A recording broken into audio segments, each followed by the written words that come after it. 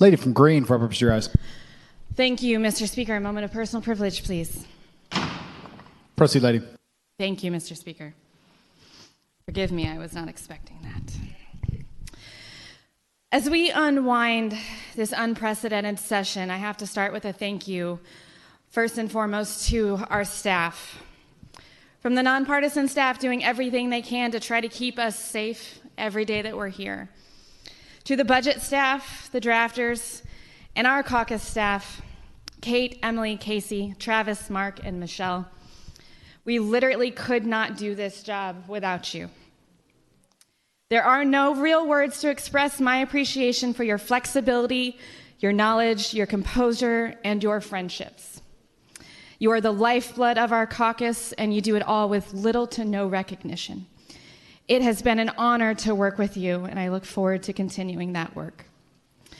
To my leadership team, thank you for showing up, for trusting me, and for working so hard.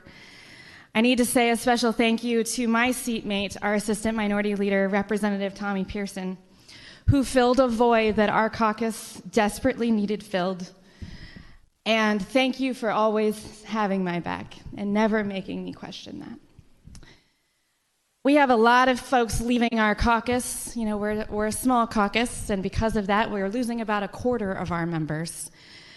And I would love to go through each individual person who is either leaving because they are termed out or because they are moving on to bigger and better things.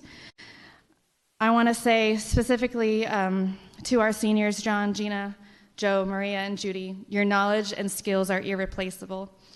I do have to give a special shout out to Representative Deb Lavender, who is leaving, hopefully to just go to the other side.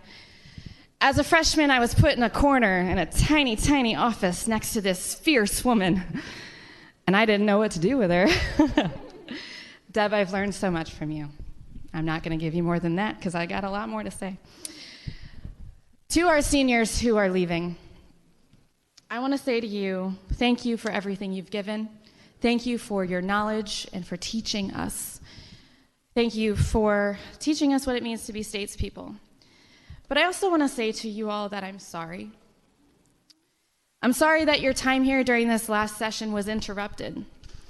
I'm sorry that when we look back at this time in our lives many years from now, that, in my opinion, we have failed to act to truly help during this crisis.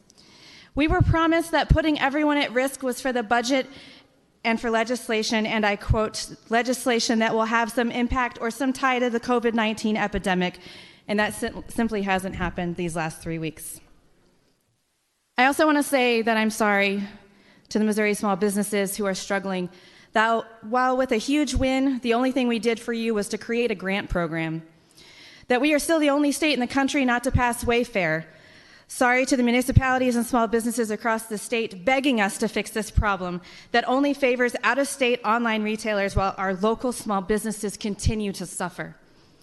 To the Missourians still waiting on their unemployment who call daily and still can't get through, I'm sorry that we did nothing to make that process easier these past 3 weeks. To our healthcare workers still asking for donations of cloth masks so that maybe you might have one slight barrier of protection, I'm sorry that we didn't do more. I'm sorry we haven't addressed the testing that you desperately are asking for. To our grocery workers, truly keeping us alive, I'm sorry the legislature chose not to give you the protection of essential workers that you truly deserve. To our state employees working in dangerous settings, still required to be at work with no protections, I'm sorry. In our prisons, we have over 70 infected inmates and employees, but hey, we discussed protections against drones. Sorry to those Missourians at risk for having their utilities shut off or being evicted from your homes. To communities suffering from rising crime that instead of addressing funding for after-school programs or any other solutions for these root causes, the Chamber passed bills to perpetuate the failed drug war and encourage guns in our classrooms, bars, and churches.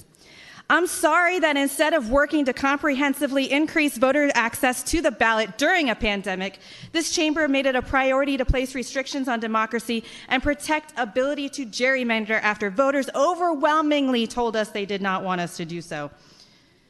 I'm sorry that we didn't address the holes in the healthcare coverage for the many Missourians continuing to fall in the coverage gap, while instead watching leadership push for more ways to prevent people from getting the care they need. There's a lot that we should have been doing these last 3 weeks. It's shameful we didn't even talk about it. Now it's up to the governor to finally take the lead. Thank you, Mr. Speaker.